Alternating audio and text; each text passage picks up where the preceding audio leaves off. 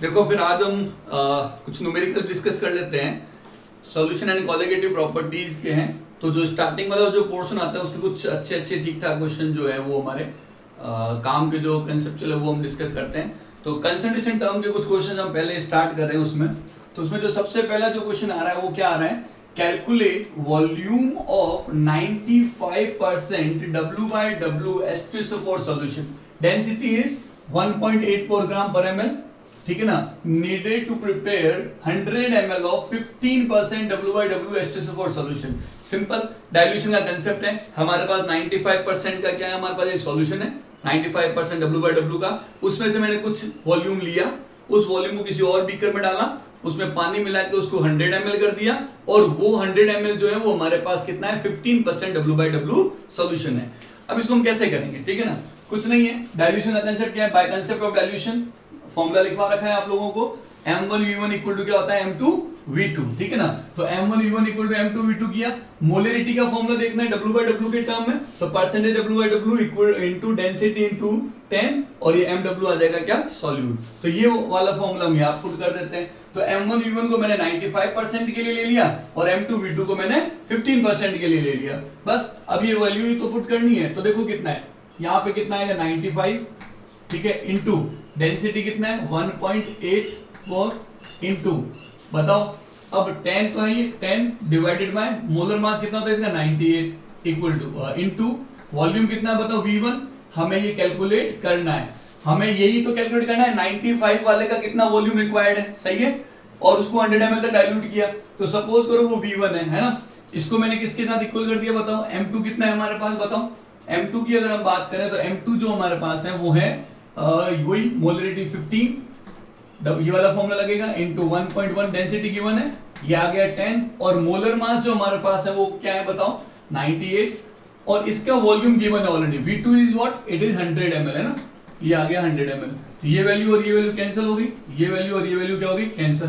तो हमें तो V1 चाहिए, वो कितना आएगा 15 इंटू 1.1 इंटू 100 अपॉन 95, ठीक है, ये नियरली इक्वल टू 9.4 ml के आसपास आएगा, ठीक है। बहुत ही बेसिक सा क्वेश्चन है ये, मैंने एक बहुत ही सीधा और सिंपल से फॉर्मूले से और उसके अकॉर्डिंग करवा दिया। अगर हम इसको यूनिटरी मेथड से करें तो मेरे ख्याल से एक पेज लग जाएगा। तो बहुत ही सिंपल से, और डाइल्यूशन कंसेप्ट जो आपको ऑलरेडी पता है उसी को यूज करते हुए हमने इसको तुरंत कर दिया, बिकॉज हमें ये फॉर्मूला याद रखना पड़ेगा, ध्यान रखना, ठीक है। तो ये मेरे हिसाब से आपको समझ में आया होगा, और इसके आगे हम एक और नेक्स्ट क्वेश्चन देखते हैं।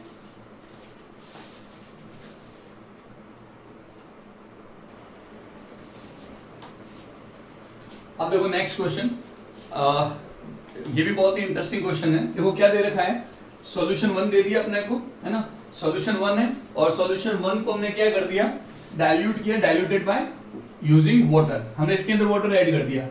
वाटर ऐड करने पे हमारे पास सॉल्यूशन 2 बनेगा, ऑब्वियस सी बात है, डाइल्यूट किया है तो ये कम कंसंट्रेशन वाला होगा। तो इधर डेंसिटी D1 दे रखी है 1.6 ग्राम पर ml, और यहाँ D2 दे रखी है 1.2 ग्राम पर ml। तो वाटर जैसे ही ऐड किया तो यहाँ पे डेंसिटी जो थी वो कम हो जाएगी, ऑब्वियस सी बात है, ये कम होना ही था।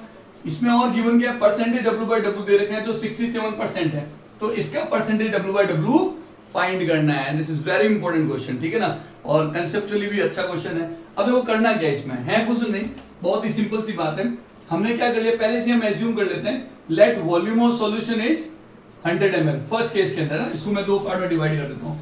तो यहाँ पे लेट वॉल्यूम ऑफ सॉल्यूशन जो 1 है, सॉल्यूशन 1 जो है उसको हमने 100 ml एज्यूम कर लिया। तो मास ऑफ सॉल्यूशन 1 जो अपने पास आएगा वो क्या होगा, डेंसिटी इनटू वॉल्यूम, तो 1.6 इनटू 100, ठीक है।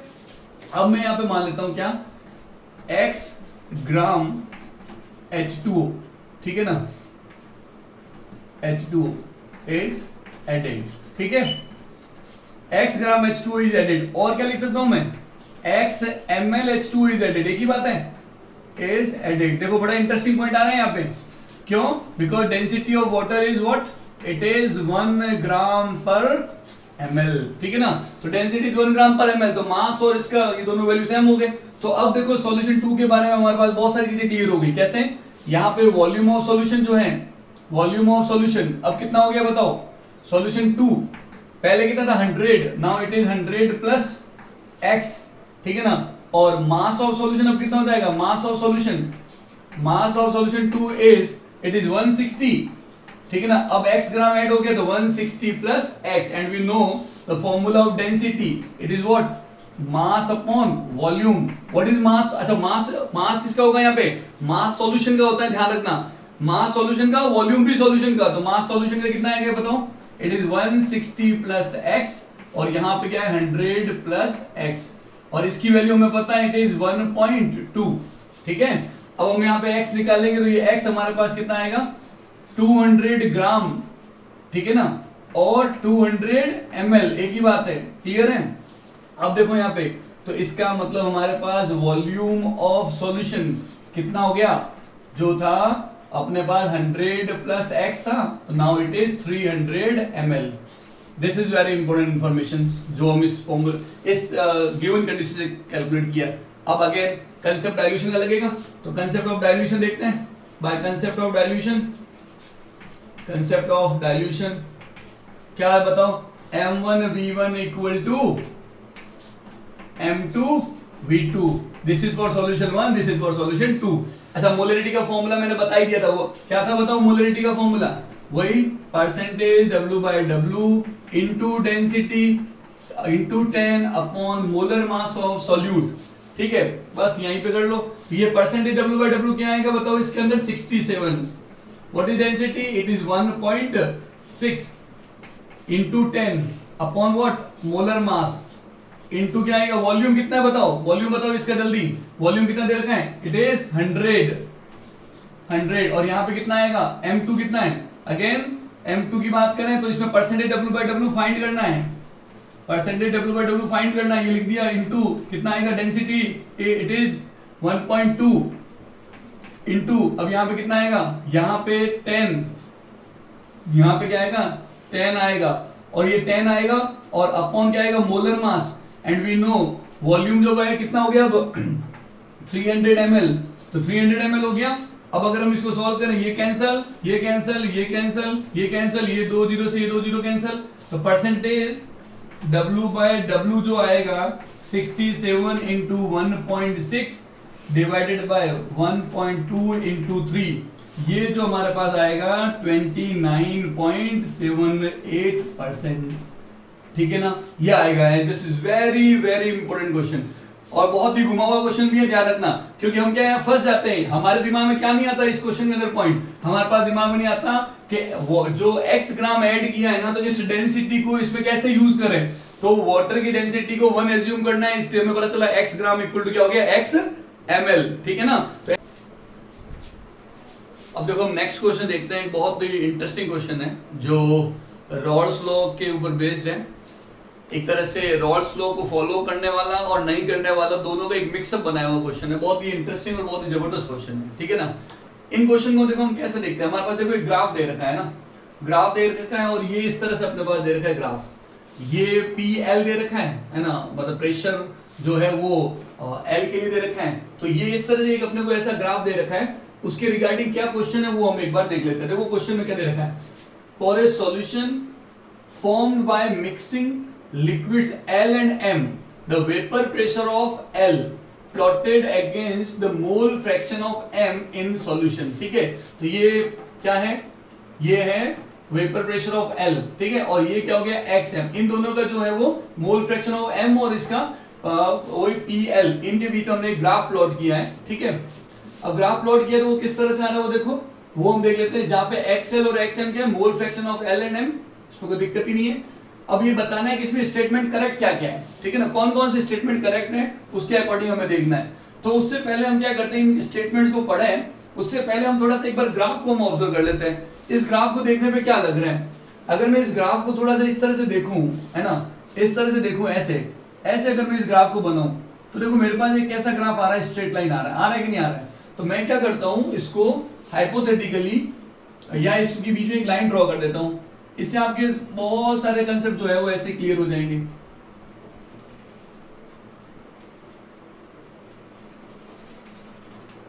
ठीक है ना, तो क्या लग रहा है बताओ, ये आपको लग रहा है ना, ये वाला जो ग्राफ है वो किसके लिए लग रहा है बताओ, आइडियल के लिए लग रहा है। लेकिन हमें पता चल रहा है कि यहां रीजन जो है, ये वाला रीजन जो इधर इधर इसके इधर वाली साइड में है ना, इधर वाली साइड में ये जो है पॉजिटिव डेविएशन है, सही है। जो वेपर प्रेशर जो था वो एक्सपेक्टेड से थोड़ा ज्यादा आ रहा है, मतलब डेविएशन कैसा है, पॉजिटिव डेविएशन है। और यहाँ xm 1 है, xm यहाँ पे 1 है और यहाँ पे xm 0, तो इस जगह पे हमारे पास क्या हो जाएगा बताओ।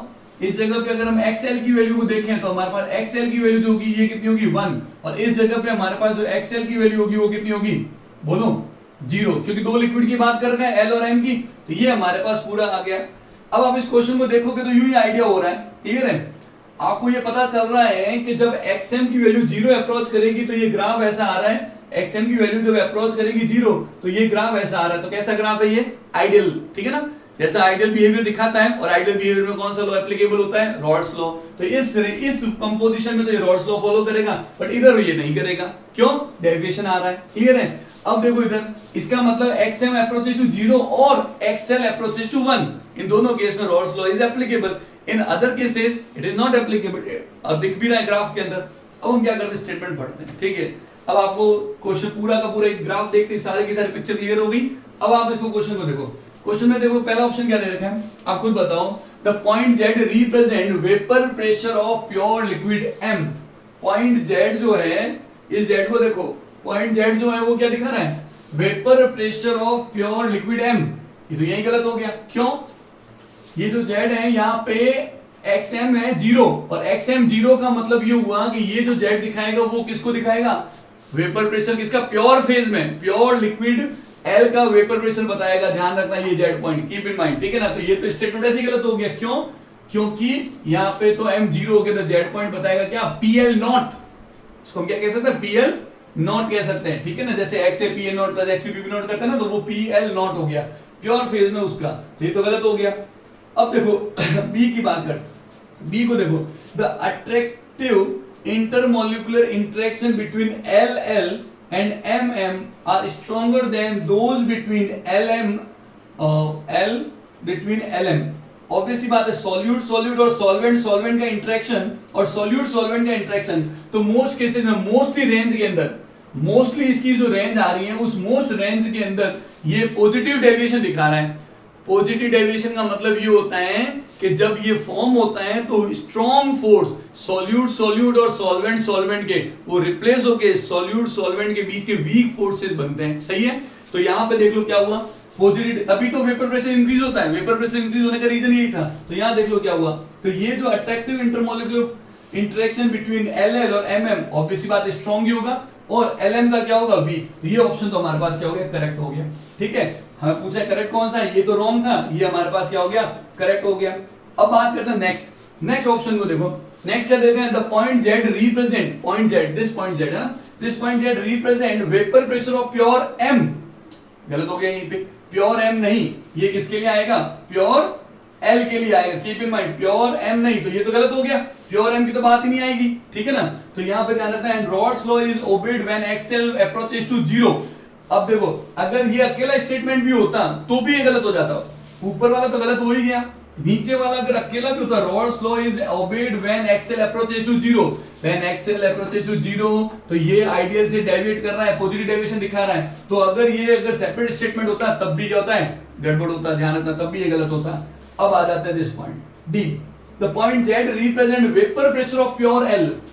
The point Z represent vapour pressure of pure L, this is true, क्यों, because we know that XL here if XL equal to 1 or XL approaches to 1, तो in this range, in this small range ये ideal behaviour कर रहा है, Raoult's law को क्या करेगा, follow करेगा। तो यहाँ पे क्या आएगा, the point Z represent vapour pressure of pure L and Raoult's law is obeyed when XL approaches to 0। This question is very important for medical as well as IIT और JEE मेन एग्जाम्स, ठीक है ना। और ये already IIT में इस तरह का कंसेप्ट आ चुका है, ये क्वेश्चन आ चुका है IIT के अंदर, तो अपने को ये ध्यान रखना पड़ेगा, और ये क्वेश्चन बड़ा इंपॉर्टेंट बनता है, क्लियर। तो ये ध्यान रखना, और ऐसे कंसेप्ट जो है हमारे स्ट्रॉन्ग होने ही चाहिए, ठीक है। यहाँ पे क्या लिखना पड़ेगा, ऑप्शन डी, ऑप्शन डी तो करेक्ट हुआ ही ना, अभी हमने कहा था XL अप्रोचेस टू 1, तो ये क्या करेगा, ये अपने पास PL नॉट के इक्वल हो गया होगा, तो ये अभी अपने टिक करना भूल गए थे, तो इसको जरूर ध्यान रखना, ठीक है। अब देखो नेक्स्ट क्वेश्चन एक देखते हैं, और बहुत ही इंटरेस्टिंग और बहुत ही जबरदस्त क्वेश्चन है, रॉड्स लॉ के ऊपर बेस्ड है, ठीक है ना।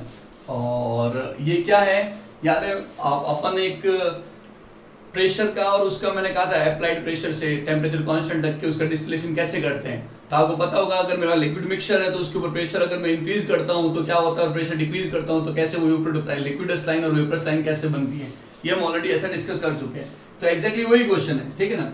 ये क्वेश्चन क्या कह रखा है, 1 मोल बेंजीन पीबी नॉट दे दिया, 1 मोल टोलुइन, ठीक है ना, उसका पीटी नॉट दे दिया, मतलब प्योर फेज में बेंजीन और टोलुइन का वेपर प्रेशर गिवन है, are mixed to form ideal solution. What will be the pressure when 1 mole of the mixture has been vaporized? मतलब ये हुआ कि दोनों को मिला के मेरे पास मोल्स कितने थे, 1 और 1 2, लिक्विड मिक्सचर 2 मोल था, उसमें से 1 मोल को वेपोराइज कर दिया। अब कौन कितना गया ये नहीं पता, यही पूछा है हमें, ठीक है ना। तो देखो सबसे पहले किस प्रेशर पे 1 मोल को वेपोराइज कर सकते हैं, तो बाहर से हमें क्या करना पड़ेगा, बाहर से हमें उस प्रेशर को ऐसे एडजस्ट करना पड़ेगा। तो मैंने क्या किया, एक स्कीम ली यहाँ पे, मैंने कहा कि मेरे पास ये फेज नीचे वाली लिक्विड फेज हो गई, ऊपर वाली क्या हो गई हमारे पास वेपर फेज। तो मेरे पास लिक्विड फेज के अंदर बेंजीन और टोलुइन ले लिया। अच्छा दोनों के मोल्स का सम बेंजीन और टोलुइन लिक्विड में 1 मोल है और वेपर में भी 1 मोल है, तो मोल फ्रैक्शन का भी 1 मोल ही होता है, तो हम इसको मोल फ्रैक्शन के टर्म में सीधा डिफाइन कर देते हैं। क्लियर है। तो मैं इसको कह रहा हूं कि बेंजीन और टोलुइन के मोल का सम 1 है, तो बेंजीन के जितने भी मोल्स होंगे वही उसका मोल फ्रैक्शन भी होगा। क्यों, मोल्स अपॉन टोटल मोल्स, तो डिवाइड बाय 1 करना पड़ेगा, तो वो मोल फ्रैक्शन ही आएगा। तो मैंने कहा बेंजीन के मोल फ्रैक्शन अगर इसके पास x है तो इसके कितने होंगे 1 - x, क्योंकि सम कितना होगा, ऑब्वियसली बात है ये x है, ये 1 - x, तो दोनों का सम अपने आप ही 1 आ गया। पर मुझे पता है अगर बेंजीन यहाँ x है तो वेपर में कितना गया होगा, क्योंकि टोटल बेंजीन मिला के भी कितना है हमारे पास 1 मोल है, टोटल बेंजीन भी हमारे पास 1 मोल है। इसका मतलब वेपर में भी जो जाएगा उसका बेंजीन प्लस लिक्विड का बेंजीन का सम भी क्या होना चाहिए 1। तो इफ इट इज x तो ये 1 - x, ठीक है। Similarly toluene if it is 1 - x तो ये कितना हो जाएगा x।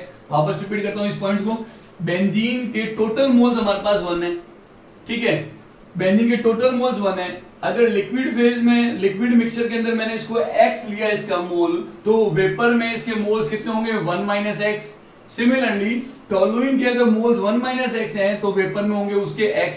क्लियर हुआ, ये हमारे पास इक्वेशन बन गई। अब हमें क्या पता है, हमें यहाँ दे रखा है, और ये क्यों आया, क्योंकि टोटल मोल्स वेपर और टोटल मोल लिक्विड में क्या है, दोनों के 1 ही है, तो ये भी 1 ये भी 1। तो अब हम क्या करते हैं, इसको सॉल्व कर लेते हैं। तो 2 इक्वेशन बनेगी हमारे पास। सबसे पहले तो मैं पी टोटल की बात कर लेता हूँ, ठीक है ना। पी टोटल लेते हैं, फॉर्मूला पता ही है, XB PB not plus XT PT not, ये फॉर्मूला तो लगेगा ही लगेगा।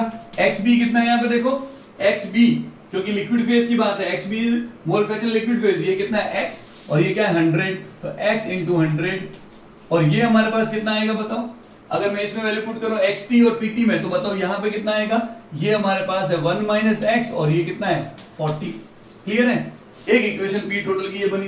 दूसरी यहाँ पे वेपर फेज के साथ इक्वेशन हम बनाते हैं, ये था 1/p equal to YB/PB not plus YT/PT not, ये इक्वेशन आपको पता ही है। तो 1/p जो आएगा हमारे पास वो कितना आएगा बताओ, 1/p, YB कितना है वेपर में YB है 1 - x, 1 - x अपॉन 100 प्लस यहाँ पे YT कितना है x/40, एलसीएम ले लो 100 × 40, और अगर मैं इसको यहाँ पे देखूं तो ये कितना आएगा 40 1 - x प्लस 100x। कुछ देखो, कुछ समझ में आ रहा है, ये वैल्यू देखो, इसको देखो, ये देखो और इसको देखो, एक ही है, इसका मतलब मैं इसको रिप्लेस करके p लिख दूं तो ये भी p टोटल है, वो वाला भी p टोटल हो गया।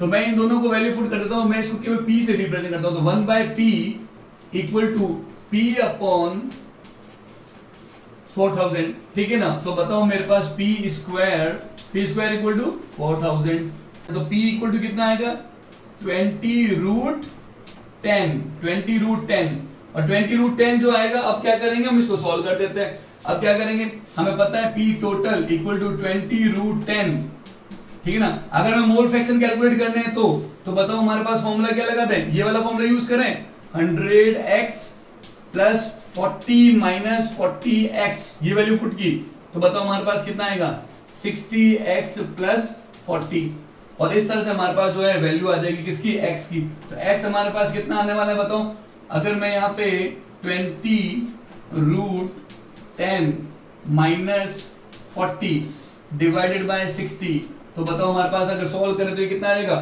20 से कैंसिल कर दें तो ये कितना आएगा,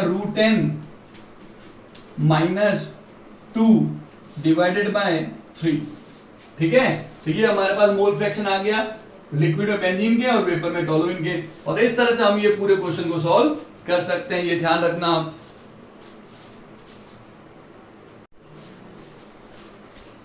अब एक बहुत ही इंपॉर्टेंट क्वेश्चन हम डिस्कस कर रहे हैं। वैसे हम ये पढ़ चुके हैं लेकिन अब ये टॉपिक थोड़ा अलग से पढ़ाना ही मुझे बेटर लगा। तो अब इसमें देखो क्या है, why can't we separate composition of azeotropic mixture completely by distillation method. तो डिस्टिलेशन मेथड से हम उसको सेपरेट क्यों नहीं कर सकते, क्या रीजन है और क्या इसमें कंसेप्ट लग रहा है, और ग्राफ के अकॉर्डिंग हम इसको समझेंगे, ग्राफिकल वे से समझेंगे कि ऐसा हम क्यों नहीं कर पा रहे हैं। ठीक है ना, तो आप देखो हमारे पास दो तरह के एजियोट्रोपिक मिक्सचर है, एक है मिनिमम बॉइलिंग एजियोट्रोप और एक होता है मैक्सिमम बॉइलिंग एजियोट्रोप। और ये हमारे पास जो कंपोजिशन है एजियोट्रोपिक कंपोजिशन, जिसपे क्या होगा, लिक्विड और वेपर का कंपोजिशन क्या रहता है, सेम रहता है। तो अब हम क्या करते हैं, दोनों साइड ना कंडीशन लेते हैं। पहले हम बात करते हैं इसकी मिनिमम बॉइलिंग की, है ना। मिनिमम बॉइलिंग का मतलब बॉइलिंग पॉइंट दोनों से क्या हो गया, कम हो गया। ठीक है, ये हमारे पास जो है टीबी हो गया, बॉइलिंग पॉइंट ऑफ बी। अब सपोज करो वी हैव दिस कंपोजिशन, ठीक है, we have this composition. At this composition when we start heating this mixture, तो क्या होगा, ये हमारे पास पॉइंट आएगा, ये हमारे पास कौन सा होगा बताओ, बोलो आप खुद बताओ, ये क्या होगा, ये जो हमारे पास होगा, ये जो एक पर्टिकुलर टेम्परेचर पे ये बबल पॉइंट आएगा। ठीक है, ये हमारे पास कौन सा पॉइंट आ गया, बबल पॉइंट आ गया। अब यहाँ पे बॉइलिंग स्टार्ट हो जाएगी। अब बॉइलिंग स्टार्ट होगी तो बबल जो बनेगा, जो वेपर बनेगी, उसका कंपोजिशन क्या होगा, ये वाला होगा। तो ये वाला जो है ये कंपोजिशन किसका है, वेपर का। तो जब हम यहां से यहां गए, this is the composition of vapour, और जब when this vapour is condensed into distillate या इन अनदर बीकर, तो जब इसको कंडेंस करेंगे तब ये वापस लिक्विड बनेगा। तो जब हम इसको वापस कंडेंस करेंगे तो अब जो पॉइंट हमारे पास आएगा, इस पॉइंट पे ये वापस क्या बनाएगा, बबल बनाएगा, ये मिक्सचर।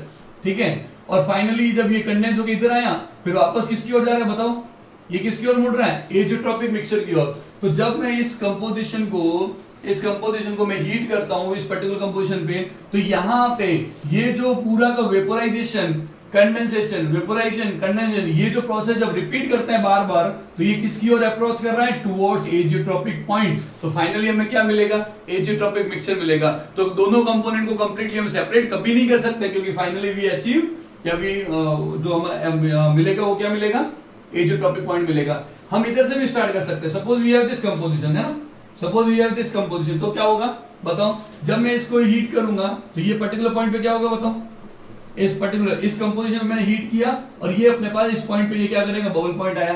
तो बबल पॉइंट आएगा तो ये कंपोजिशन जो मिलेगा इसका वेपर का होगा, ये कंपोजिशन वेपर का होगा। अब ये वेपर को मैं क्या कर रहा हूं, कंडेंस करूंगा।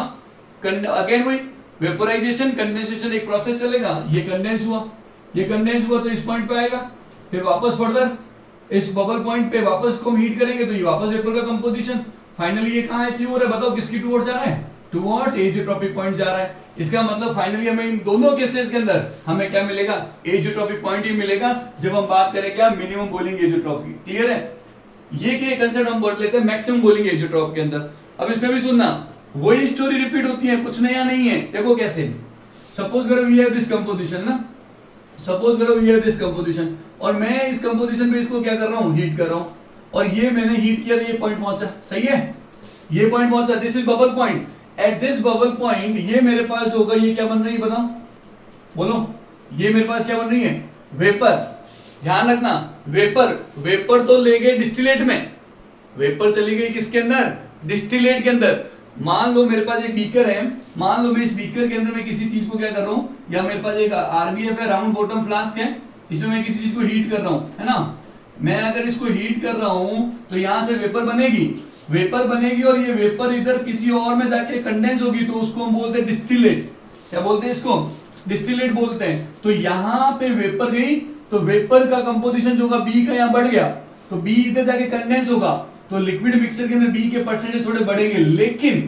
लेकिन यहां पे कौन बढ़ेगा बताओ, अगर मैं इसकी बात करूं तो यहां पे कौन बढ़ेगा, जब इधर वेपर के अंदर बी बढ़ रहा है, तो इस आरबीएफ में, इस बीकर के अंदर जिस मिक्सचर में हम जिसको हम गर्म कर रहे हैं, उसमें क्या बढ़ेगा, उसमें डेफिनेटली क्या बढ़ेगा, ए बढ़ेगा, और जब वो डेफिनेटली ए बढ़ेगा तो धीरे धीरे जब यहाँ इधर जाएंगे, वेपर तो बी की ओर जा रहा है लेकिन लिक्विड मिक्सचर जा रहा है किसकी ओर, ए की ओर, और फाइनली जब हम इसकी ओर मुड़ेंगे तो मेरे पास कौन सा कंपोजिशन वापस मिलेगा, एजियोट्रोपिक composition. We know that in this situation percentage of B is more, और जब हम इधर की ओर जाएंगे तो A के जैसे जैसे परसेंटेज बढ़ेंगे और जैसे इस पॉइंट को मीट करेंगे हम, हमारे पास क्या होगा, एजियोट्रोपिक पॉइंट मिल जाएगा, चाहे वो मिनिमम हो चाहे वो मैक्सिमम हो। हम डिस्टिलेशन मेथड से उनके कंपोनेंट को कंप्लीटली सेपरेट नहीं कर सकते, थोड़े बहुत की बात नहीं कर रहा हूं, जैसे यहाँ पे वेपर गया, बी बढ़ गया, फिर करेंगे, लेकिन लिक्विड मिक्सचर जो होगा वो एजियोट्रोपिक बनाने की टेंडेंसी रखेगा, और इधर क्या होगा, इधर डिस्टिलेट में एजियोट्रोपिक बनने के चांसेस बढ़ेंगे। क्यों?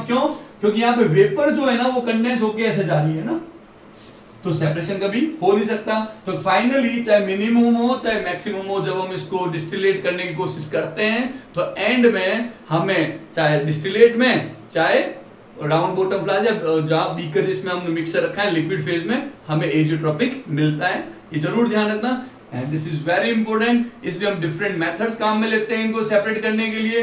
होपफुली आपको ये समझ में आया होगा, और मेरे हिसाब से इस पॉइंट को ध्यान रखना।